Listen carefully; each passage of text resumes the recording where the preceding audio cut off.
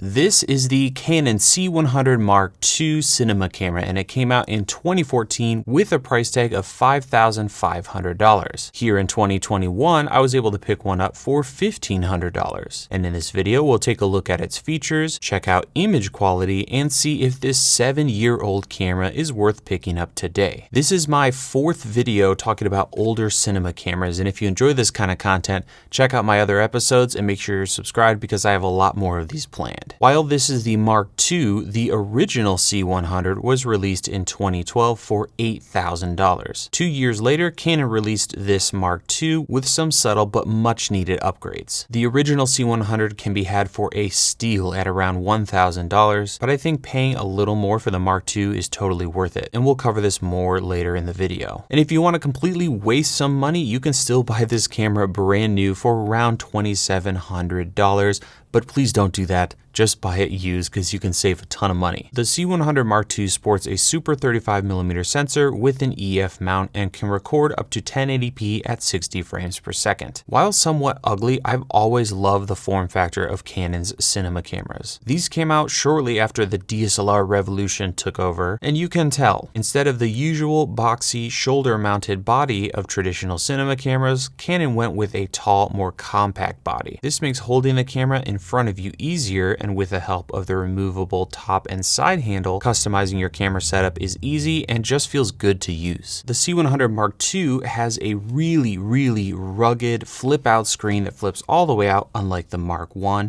and it has an improved display. So we're now using an OLED, and it looks really good even here in 2021. And I absolutely love the addition of the joystick and the buttons below the monitor. I would love to see this added to more cameras in the future. It's great because your hand is right there changing settings that you're looking at on the same display, and it's super convenient when you flip the display forward because the joystick is reversed, so no longer reaching behind the camera trying to change settings and everything's backward. Meanwhile, the EVF, while much better than the original C100, feels pretty dated, but still really helps in bright environments. On the back of the camera, you'll find 2 SD card slots with the usual dual record or relay modes. On the back, you'll also find the battery port, which can be powered all day with just 1 or 2 batteries.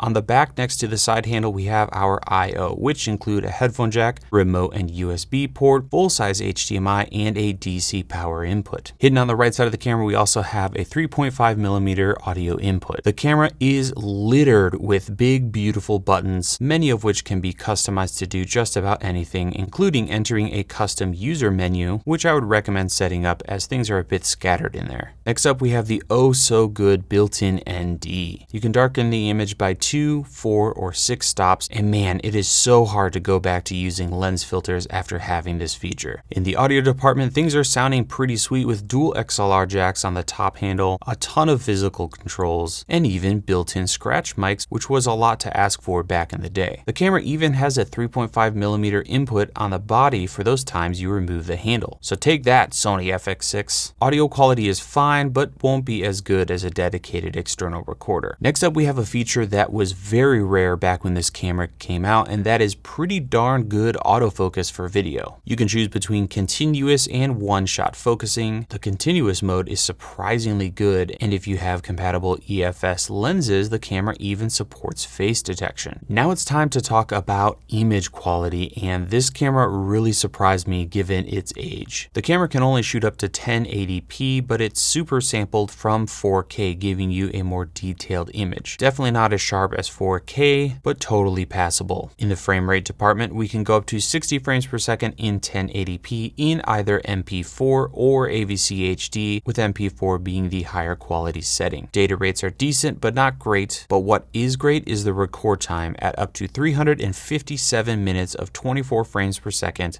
on a cheap 64 gig card. 60 frames per second at 1080 is also really handy for grabbing slow motion footage, and since the camera supports shutter angles, changing between modes is fast and easy. The C100 Mark II only records in 420 8-bit. Now you can bump that up to 422 8-bit by using something like an Adamus Ninja, but you can barely tell any quality difference, so I don't think it's worth all the fuss and the extra gear to get that up and running. Compared to Sony's 8-bit, the C100 Mark II holds up really really well when graded. Take a look at this comparison between Sony's 8-bit S-Log2 on the a6400, which shares the same color as the a7 III, and C-Log on the C100 Mark II. When graded, the a6400's S-Log really struggles with color. Take a look at my shirt. You'll see a magenta pattern dancing about. This isn't sensor noise or a color grading issue, that's Sony's 8-bit color in S-Log. Meanwhile, my shirt looks much cleaner on the C100, even though this is also an 8-bit file. The same issue can be seen in my eyes. The Sony makes me almost look sick, or like I've been crying with all that magenta nastiness, whereas the C100 shot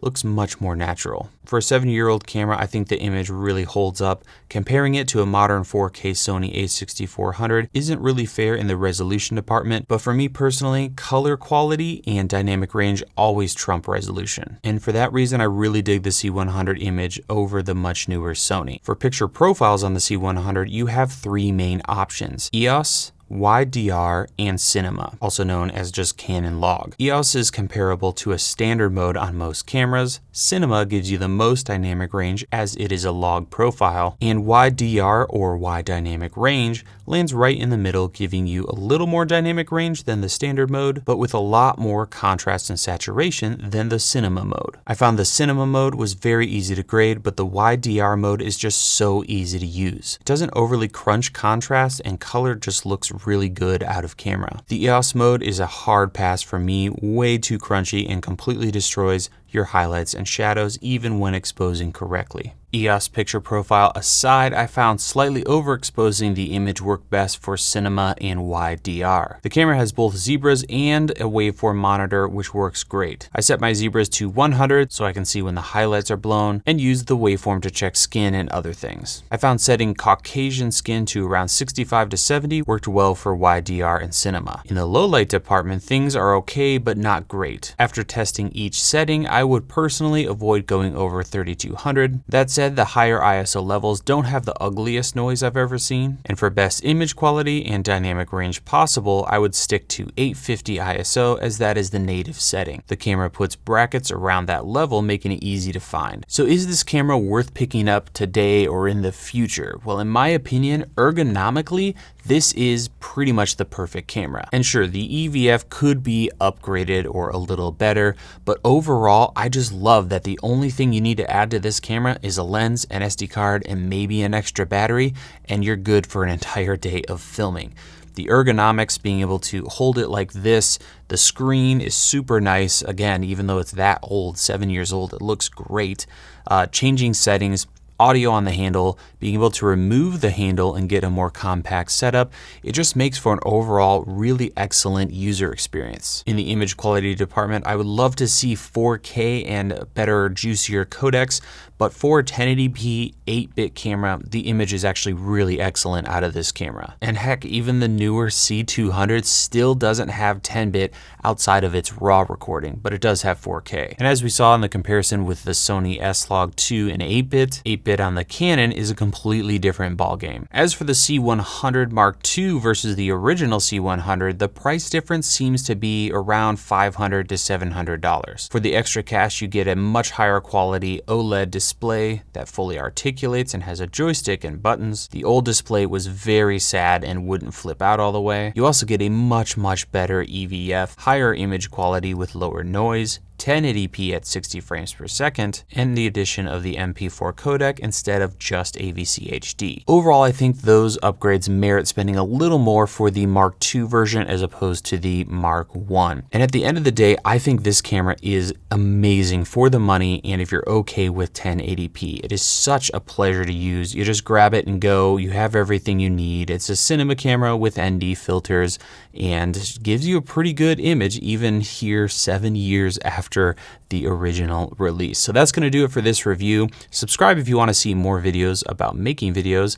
Thank you so much for watching, and we will see you in the next video.